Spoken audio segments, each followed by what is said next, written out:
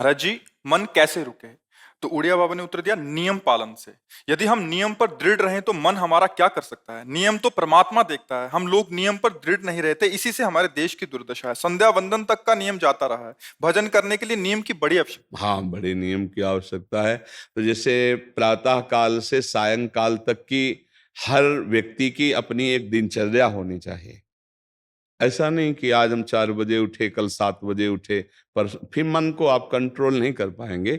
मन के लिए एक दिनचर्या होनी चाहिए कि हमको 10 बजे सोना है, 4 बजे उठ जाना है।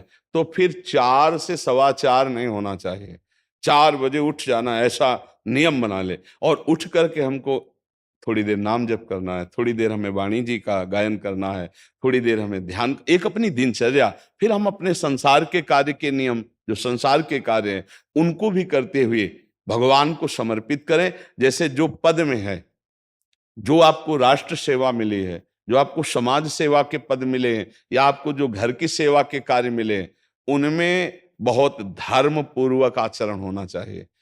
अगर आप अधर्म आचरण करते हैं, अपने पद का दुरुपयोग करते हैं, तो आप सुबह जग करके थोड़ा माला चला लीजिए, फिर भी आपका कल्याण नहीं होगा, क्योंकि आप अपने पद का, अपने सेवा का दुरुपयोग कर रहे हैं। जैसे हम जानते हैं कि अधर्माचरण है, ये अधर्मी है, हमें पता है दोषी है, और वो हमको कुछ धन दे देता है, और हम उसको मुक्त करवाने की बात सोचते हैं, और जो निर्दोष है उसको फंसा देते हैं। अब तुम चाहे जितना माला चलाने की कोशिश करो या दान पुण्य करो, वो तुम्हारा अधर्म आचरण, वो अधर्म का धन तुम्हें सतमार्ग में नहीं जाने देगा। नियम लेना चाहिए कि जिस पद में है, जिस धर्म में है, जिस कर्तव्य में है, चाहे कुछ भी हो जाए, हम अपने कर्तव्य से विमुख नहीं होंगे। जितना जप महान है, उतने कर्तव्य महान है। दोनों बातें समझना है।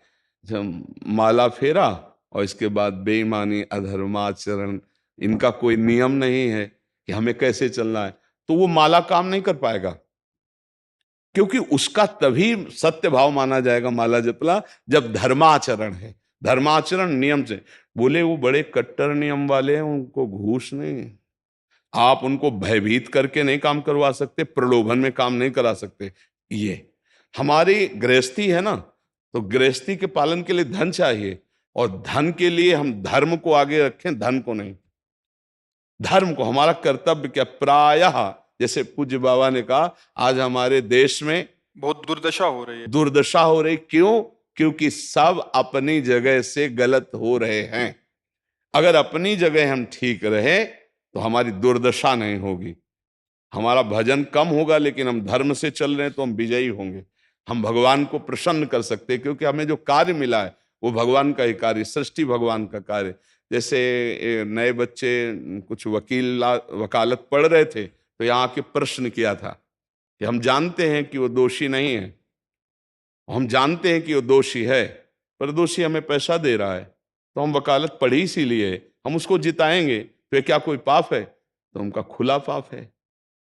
बोले नहीं, हमारी कोई ऐसा कंपनी दो, ऐसा कुछ बोले कि हमारी कंपनी को ये सिखाया जाता है, तो हमको तो ये करना ही होगा, अगर नहीं करेंगे तो हमारी वकालत का मतलब क्या रहा? तो नहीं, वकालत का मतलब अधर्मी को मुक्त करवाना नहीं है।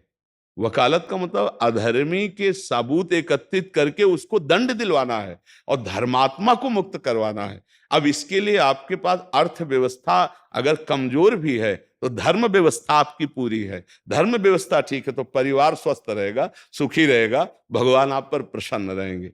अच्छा, फिर हमने तर्क रखा कि जैसे आपकी बहन के साथ कोई गलत व्यवहार करे, आपको पता है, और वो आपको 10 लाख रुपया घूस दे, तो क्या आप उसका पक्ष लेंगे?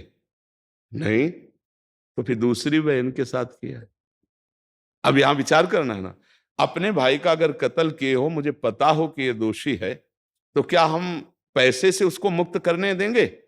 लगेगा कि जान की बाजी लगा देंगे, और तुम्हें हम, ऐसे ही एक गरीब आदमी की किसी ने हत्या की है, तो आपका पक्ष बनता है। पर यह ज्ञान कहां मिलेगा? बिना अध्यात्म के ये ज्ञान तो मिलेगा नहीं। ज्ञान तो इस बात का मिला कि कैसे पैसा कमाया जाए। अच्छा, वो पैसा यदि अधर्म से आया है तो आपकी दुर्दशा कर देगा, आपकी बुद्धि भ्रष्ट कर देगा।